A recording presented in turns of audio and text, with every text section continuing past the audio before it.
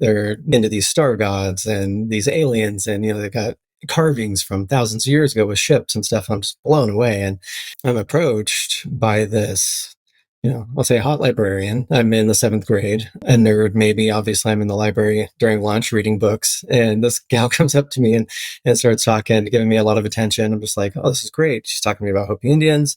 The next thing I know, she gives me this book. The first one that she gave me was about these twins that were separated.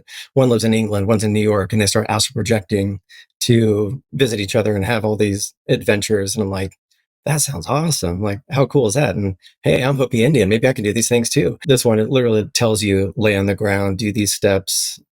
1, 2, 3, how to astral project. She's giving me more books. Some kind of nerdy kid goes to this new school, starts doing candle magic, finds out she's a witch and all these things. So I start doing candle magic, doing these things. She gives me Anne Rice. I don't know if you know Anne Rice, kind of a gateway to a lot of things, probably for a lot of kids. But the ones that really stuck with me were this witching hour kind of series where this ghost spirit lasher would hook onto this family, and he just gave them kind of wealth and knowledge and power and all these things. And 12 years old, 13, I'm like, I want one of those.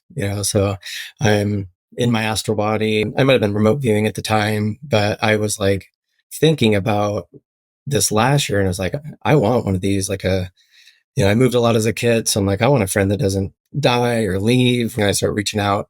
The first time I hear a voice, it tells me his name is Michael, and I'm really big in the youth group. I've been going to church my whole life, and I'm thinking, I'm really big into the archangels. This guy's playing me. He's telling me he's Michael because that's my favorite one. The next time he talks to me, he actually tells me his name is Lasher, the spirit in the book that I read when I was calling out. So now I know he's totally BSing me, but I kind of play along, asking him questions and things like that.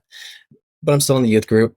I just don't feel like I have anyone to talk to there, which is really unfortunate because I don't feel like anyone in my church knows anything about this spiritual realm. I keep it to myself.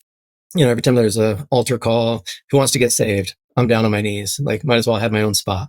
And who wants to get baptized?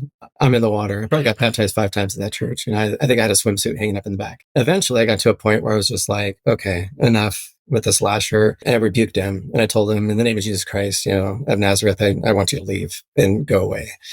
And everything kind of calmed down for a little bit. Then these like shadow figures just appeared out of nowhere. They're in my house. They were like, I'm walking to school.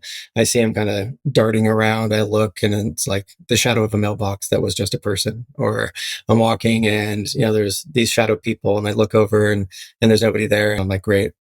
I pissed this thing off, and I sent him packing, and now he's sending his buddies after me.